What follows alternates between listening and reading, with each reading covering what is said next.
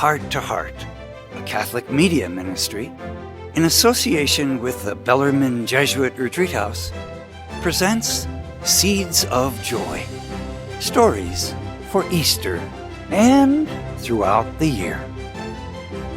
Today's story seed is the God virus.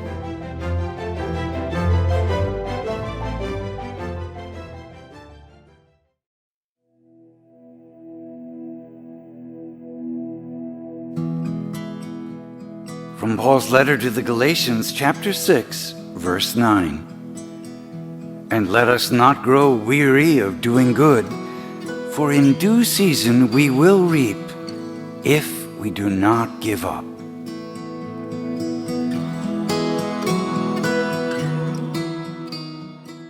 No matter our scientific background, most of us watched with wide-eyed horror at the spread of COVID-19 through our communities, our country, our entire world, beginning in the late winter and early spring of 2020.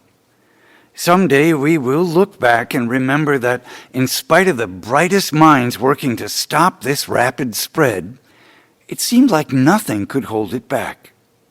A disease like the virus makes us feel hopeless. But maybe it should actually give us hope. That is to say, if a disease can start with a small group of people, but find its way throughout our entire world, why can't kindness follow the same path? Surprisingly, there are many similarities which Doug Fischer has pointed out. We've always been told that a small good deed goes a long way, but until this pandemic, we've never had proof of how something so small can indeed spread so quickly and so widely. If a virus that people made every effort to stop could spread throughout the entire planet, think about how an act of kindness, which people are not trying to stop, could spread.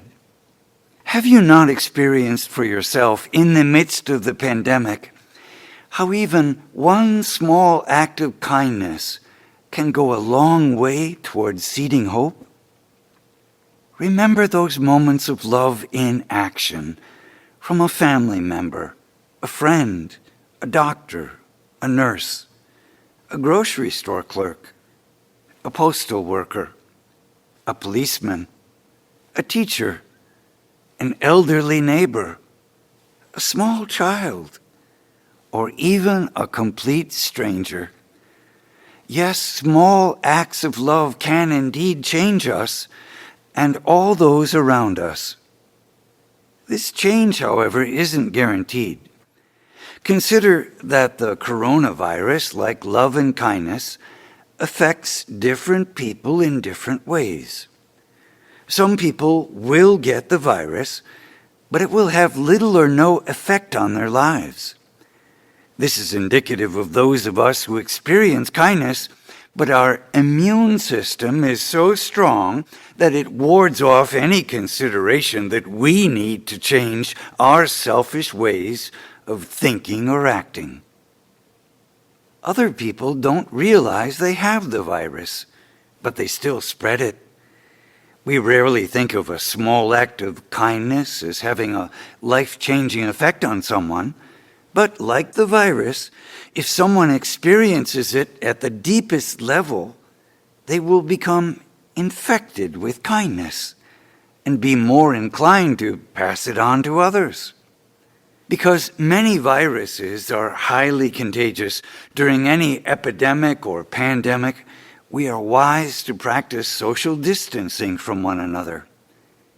But we're even wiser to practice finding ways of connecting and sharing love at deeper levels than ever before, because kindness is even more contagious than the most virulent virus.